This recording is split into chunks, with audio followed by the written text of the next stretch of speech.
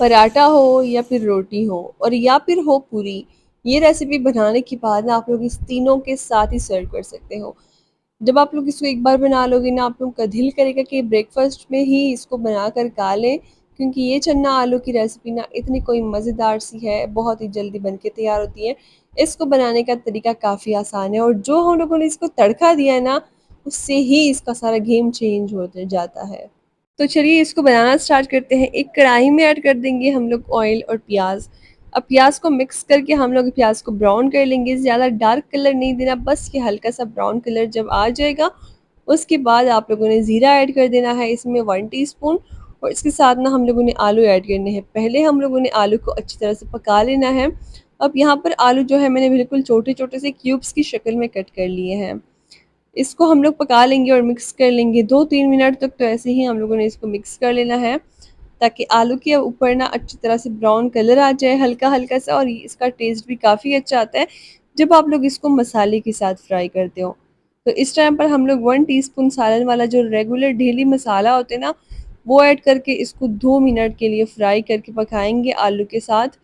इससे इनका टेस्ट ना काफ़ी मज़े का आता है और आप लोगों ने ऐसे ही बनाना है।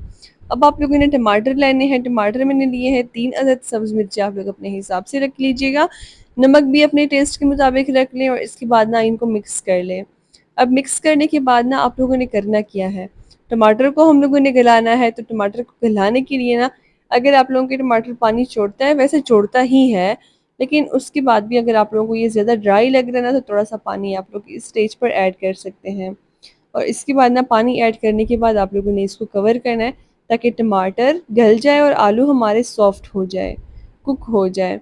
इस स्टेज पर आप लोग देख सकते हैं मैंने इसको 5 मिनट के लिए छोड़ दिया था। अब हमारे टमाटर जो है इसने काफ़ी पानी छोड़ दिया है।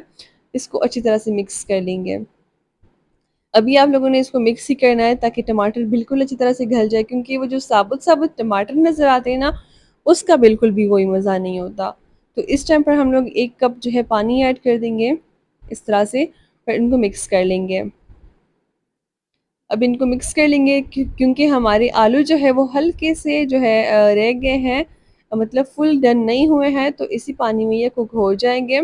और हम लोगों को थोड़ी-सी ग्रेवी वाले छोले, जो आलू चना है वो बनाने, तो इसी तरह से हम लोगों ने बॉयल किए हुए छोले ऐड कर लिए हैं। आप लोगों ने पहले से इनको बॉयल करके रख देना है। तो इस तरह से ये ऐड करने के बाद आप लोगों ने इसमें अच्छी तरह से मिक्स देना है, ताकि ये मिक्स हो जाए। इस टाइम पर आप लोगों को कुछ ख़ास नहीं लग रही होगी ये रेसिपी, लेकिन इसके बाद ना मैं इसको तड़का दूँगी, तो आप लोगों ने वो देखना है ज़रूर। कवर कर लेंगे 5 मिनट के लिए मीडियम हीट के ऊपर। 5 मिनट के बाद ना इसकी कोई थिक सी ग्रेवी बन जाएगी, आप लोग देख सकते हैं। जो है गाढ़ा-गाढ़ा सा हमारा सालन है, अब तड़का देंगे।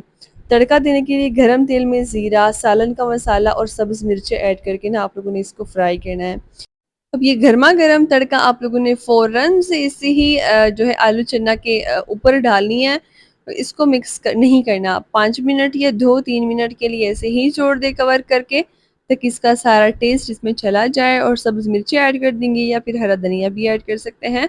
और बस आप लोगों का जो है आलू चना का सालन बिल्कुल रेडी है। आप लोग इसको पूरी के साथ सर्व कर लीजिएगा, रोटी के साथ कीजिएगा, और या फिर पराठे के साथ, आपकी अपनी ही मर्ज़ी है। अच्छा जी, तो रेसिपी तो हमारी तैयार हो गई है, बस आप लोगों ने अभी इसको अच्छी तरह से जो है सर्व करके खूब एन्जॉय करना है। रेसिपी अच्छी लगी तो कमेंट मुझे ज़रूर से बताएँ, और अगली रेसिपी कौन-सी लाऊँ कमेंट मुझे ज़रूर से बता दीजिएगा, ताकि आप लोग की अगली रेसिपी आपकी फ़ेवरेट हो। Thanks for watching. अल्लाह हाफ़िज़।